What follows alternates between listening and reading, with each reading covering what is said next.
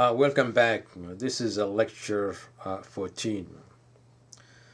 Last lecture, we repeat the same lectures that we had before. We talk about it, purification, which I really think that is extremely important. And I hope you are aware that to why I'm emphasizing about this purification of the body and the mind is extremely important, because the reason is this, obviously. Um, uh, what you're trying to do basically is that discovering your energy, which I call consciousness or the higher power or the spirit or the soul within yourself. So the spirit or the consciousness lives in the body and in your mind. So the conscious creates your reality, your body and your mind. It is in there. So if you don't purify your mind and your thoughts and your body, there's no way you can experience the consciousness, because you haven't mastered your mind and your body. So therefore, how can you reach your consciousness? It's impossible. You see, and that's why in Western culture, that's why they have a problem. So, I mean, living in a Western society, uh, people they emphasize more about the language, the reasoning mind. You see, and we have living in America, for example, there's a lot of people having problem with the obesity. I mean, they have problem with the weight. They can't even master their body. They cannot even master their mind, because living in this culture, in this society, one has problems sitting down and for 5 minutes or 10 minutes is quieting his mind is sometimes very difficult. People, they didn't use that, and the culture has not emphasized that. You see, and that's why I emphasize first. You need to purify your thoughts, your mind.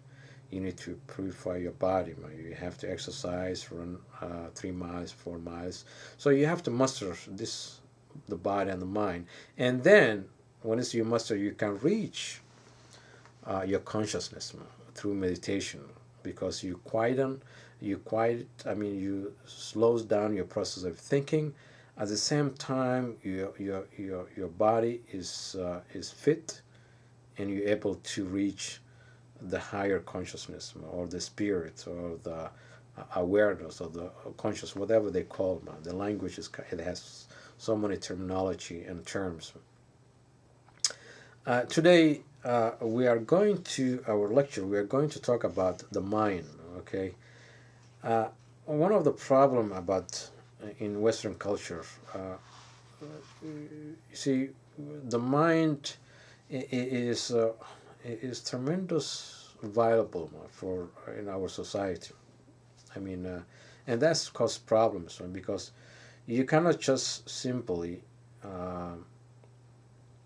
quieten or slow down your thoughts, because the more faster your thoughts is, the more you earn more income, because in this society that we're living, they emphasize more about rational mind. You have to be proactive, you have to talk cleverly, you have to be very sharp, you have to articulate yourself, and so on. This is the intellectual exercise in this Western culture. That's why they emphasize more about talking. But in meditation is a different perspective. There's a different ball game. Uh, in meditation, where we want you to slow down your thoughts. Eventually, you have to get out your thoughts, and that is a really challenging. It's very tough. So the mind is just it's not that old. It's about, say that 15,000 years old or 16,000 years old. Before that, Homo sapiens, they weren't able to speak.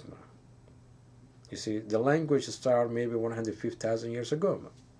You see, but the subconsciousness has been there all along. The consciousness is there. It is infinitive. It doesn't have an end. It doesn't have the beginning. So therefore, the mind is very young. I mean, we just have this very complex society, this complex culture, this complex institutions, cultures, which just recently we have established. If you look in history, not that long, 6,000 years ago, 8,000 years, we were cave people, wandering around, not having that much complex of thinking, thoughts.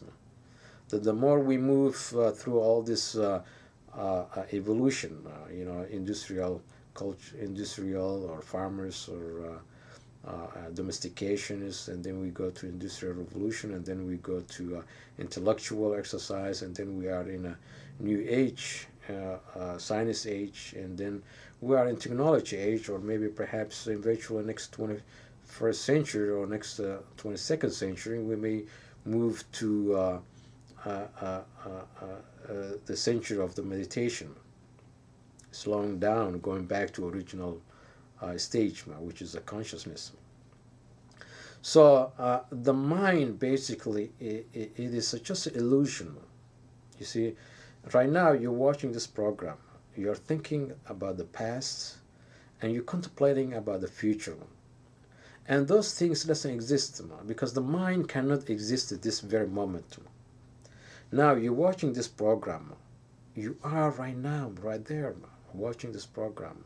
You are in the present, but you may thinking that you're watching this program, you are present, but you are not, because you are thinking. You see, as long as you're thinking, you are not in the present. You see, the consciousness, it has no time. It has to be right now, here. And meditation, we're able to experience in this very moment. Once you experience that, totally you change. You become different human being. Now you're realizing that you are dreaming. You're asleep. Once you awaken from your thoughts, then you're realizing that you were asleep all along. You see. Now you are awake. You may think that you are awake, but you are not. You are asleep with your thoughts, because you are not in this very present moment. You are not. You are moving with the past, about the memory of the past. You're thinking about something about the past. At the same time, or either you're moving to a future, you're contemplating on that future, what you're going to do tomorrow, what's going to happen, or this and that. So mind creates this scenario, this reality of thoughts of the past and future. When you are in the present, that means you are meditating, you're concentrating your breathing, and then eventually the thoughts subsides and disappears. In that moment, not having any thoughts, you see the reality as it is. And that is extremely challenging. There's no question about it. That is going to happen maybe. There's only 1% of the population, maybe less than 1% of the population, maybe experience that moment, that present moment. See, and the mind is your thoughts, your thinking. You see, and you use tremendous consciousness, tremendous energy about just only thinking. And when you stop thinking, you gain tremendous energy. And that energy creates a blissfulness, or happiness, or pleasure. You will be surprised yourself. We will continue about talking about this in next lecture. In the meantime, I hope you will have a wonderful life. Enjoy your life.